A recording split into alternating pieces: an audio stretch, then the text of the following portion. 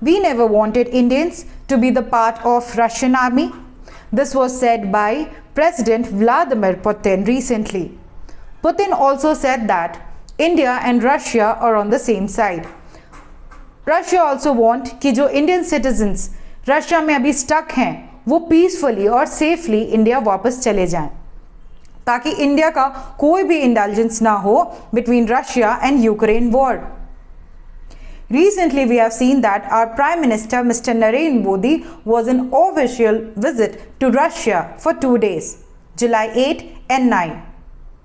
So, Modi ji का ये कहना था कि dialogue and discussions should be the main agenda on which the whole talk should go on. Battlefield is not the solution. Diplomacy को हमें ज़्यादा importance देनी होगी. ऑलरेडी 200 इंडियंस अभी भी रशिया में स्टक हैं और उनको सपोर्ट स्टाफ की तरह से यूज किया जा रहा है by the Russian army.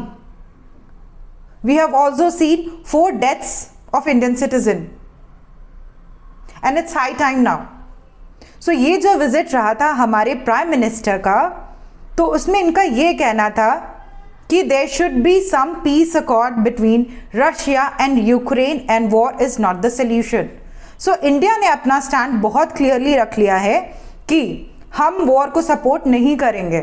Although Russia is our friend, Russia supports us and Russia is with us all the time, but we will be not supporting war, क्योंकि currently we have seen that a lot of children were dead by the bombing of Russia on the hospital of Ukraine.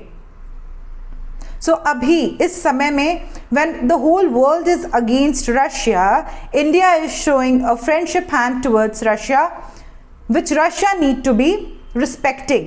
Russia को इसे respect करना ही होगा, क्योंकि India is also a big power now in the whole world order. Apart from that, हमें अपने citizens भी वापस चाहिए. हमें नहीं चाहिए कि हमारे Indian citizens को यूज़ किया जाए रशिया और यूक्रेन वॉर के लिए.